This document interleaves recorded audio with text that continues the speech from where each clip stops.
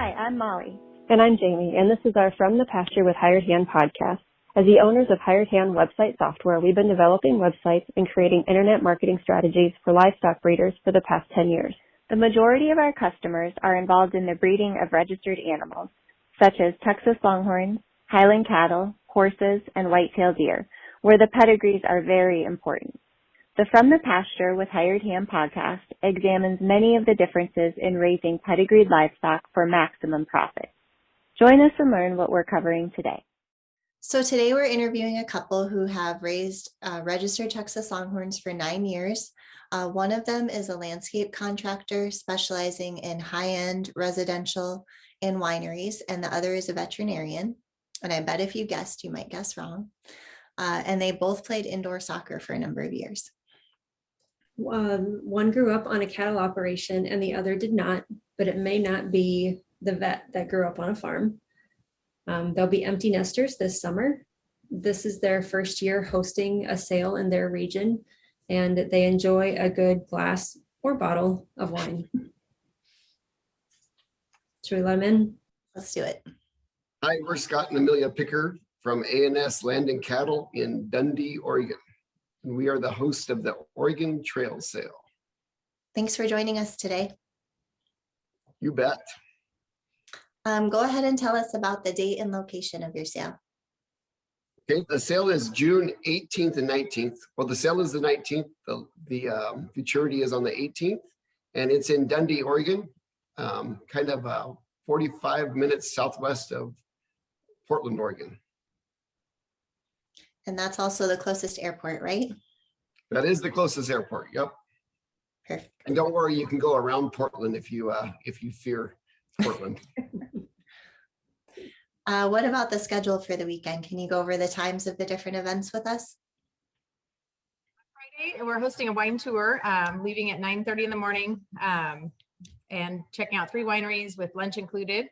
They're all within, I think, 15 minutes of our house this year.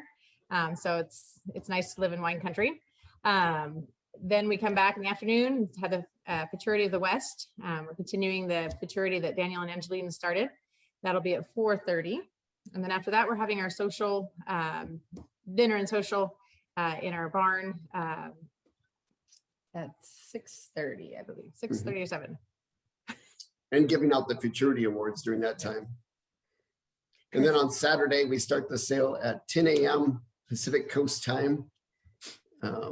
And it will end whenever. And then afterwards, we go to dinner at a local restaurant. So how many years has this sale been going on in Oregon? That's an easy one because it's the first. The actual sale itself, for Daniel Fay, it was the Fay Longhorn sale, had been going on for 12 years. And prior to that, it was called the Northwest Longhorn Association sale. So it's been around for probably around 20 years. And we're just keeping that going. Nice. Did you play a role in previous years? Usually entertainment hosts, between hosting get-togethers after the sale. I would like to consider us the John Heaver of Oregon. That's giving yourself a big. Yeah, that's giving us a lot of credit. But we would sponsor the wine tour and a lot of the entertainment things. But that was mainly our host, mainly just kind of a secondary host, and then also helping Daniel and Angelina set up pins and things like that ahead of time. So what made you decide that you wanted to have a futurity with the sale? When Daniel and Angelina decided they weren't going to do their sale anymore, a couple different breeders that have always participated heavily reached out to Scott and said, "You can't let it die. You have to have somebody has to have it, and it should be you." So we took over the sale and just wanted to continue the futurity as well. We'd finally gotten a futurity started here in the Northwest, and there aren't I think it's the only one in Oregon, Washington, Idaho. Yeah. So then the other part of that is I think they're just fun. I think people, maybe they don't want to sell some cows. Maybe they don't think they have enough, but they want to see how their cows are stacking up against other people's or their heifers.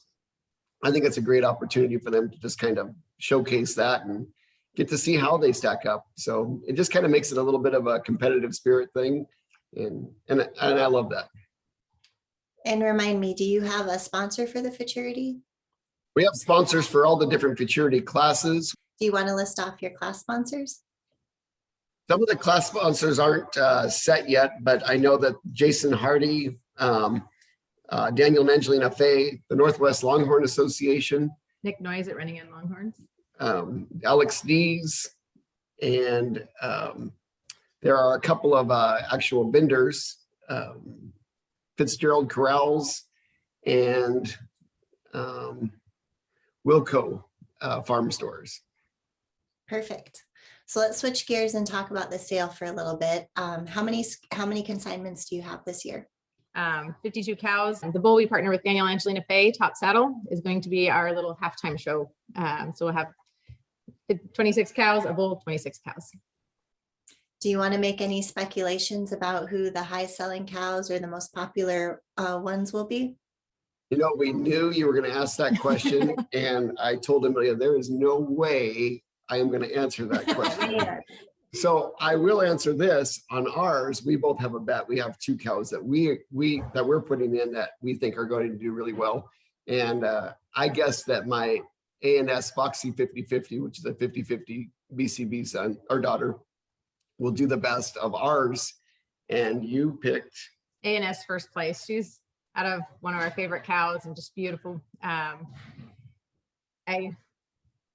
hope she does well because I'm hesitant to sell her. She's just she's just stunning in the pasture. She's white and Parker Brown spots and just gorgeous.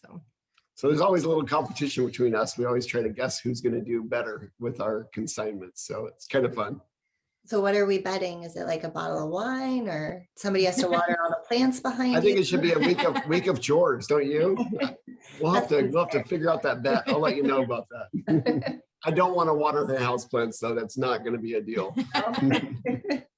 So looking back over the years that you've been involved with the sale, can you tell us one of the funniest moments that you remember? I'm going to throw Amelia under the bus, and I love her to death, and hopefully she will love me after this. But Dan Huntington was the auctioneer one year at the Fay sale, and he kept the ball rolling really quick. And he usually started out at $500 bid. He'd go down to a $500 bid, and when he said 5, he was saying 5,000. So my wife bought probably a $2,000 cow for $5,000, and I looked over at her and I couldn't believe it. She goes, "I thought it was $500." But Dan saw that right away, and to save our marriage, he's like, "I don't think she meant to bid that," and kind of started over. It was funny afterwards. The guy that was selling, he came up to me and he goes, "I thought you were going to be my best friend for an hour there." An hour, it was like 5 minutes. Oh yeah, that's true. What about you, Amelia? Do you have a favorite memory or a funny moment? There was another funny one that Daniel, when he was, the very first Fay sale we went to, he was loading up a cow afterwards, and it kicked him right in the shin really hard. And my kids were little at the time. He held it back, no Swiss German or anything, cuss words. And I was like, man, that guy's awesome. We didn't even know him then. And he really held it together, but you could tell it hurt. So those are some of your funniest moments. Do you have an overall most memorable moment from the sale? Well, just like probably a lot of people, we have had the trailer come off of its hitch before. And I think that was an overloading on my part, but trying to make one trip instead of 3, that's probably a bad idea. Overall fun moment or overall moments at the Fay sale. I mean, I just remember always, even when I first started going to those, we didn't really know anyone, and everyone was always so nice. It was pretty fun experiencing that. And, for us, when we started out, we didn't pay very much for our very first herd of Longhorns.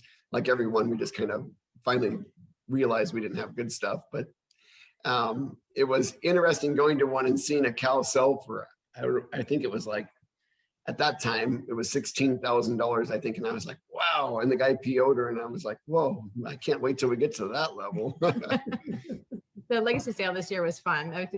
As far as most memorable moments, watching those 2 cows sell for first 200,000. And then right after 160,000, it was like, wow, there's some serious, serious buyers and seriously beautiful cows in this industry. So, Yeah, there was lots of excitement in the building at that time. oh yeah. There It was was, fun. yeah. So for those people that are coming to the sale and are looking for things to do nearby, what do you suggest?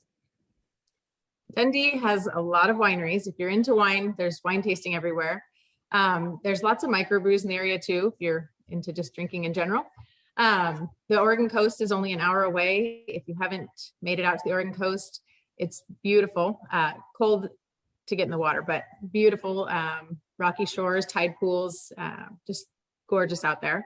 If you prefer to go the other direction to the mountains, we've got Mount Hood, just an hour away, and almost year-round skiing. I don't know by June, probably June's a little tight, but there's skiers that trek up there all year round to hit the glaciers and the snowpack there. So Tons of hiking trails, Yep. all over the place in this area. I like to fly fish. We have world-class fly fishing. At our place, there's two rivers that come together, and we have friends bringing their extra kayaks and paddle boards for people. So we'll have lots of that available in just right here. And then we have our friend that has a ski boat, and he's going to take people out. You'll probably have to sign a waiver or something, but he's going to take some people out on the Willamette River, which is a pretty good sized river, touching our property. So we can just take the ATV down to the dock and jump in the river. Nice. Well, I know that, excuse me, I know that this is one of Jamie and I's favorite sales for lots of reasons, but just the setting in Oregon just seems to give it the sale kind of a different feel and different energy. And it's fun to see that for sure. So thank you guys for continuing to have it. Thank you for coming all the way out to Oregon to help us sell those cows. One of Jamie and I's favorite memories from your sale was when you let, I don't think I drove, I think it was just you, Jamie. You let us get behind the wheel of your Tesla and we did a pickup truck confession interview That's with you as well. So for folks who are wanting to know more kind of about how you got into the breed and more specifics on your program, they should definitely go check that out and check out Jamie's driving skills too. So. Yep. There were no wrecks, no dents. Yeah. Once I figured out how to actually turn the car on, we were good to go. A little bit. Do you have anything else that you want to say about the sale?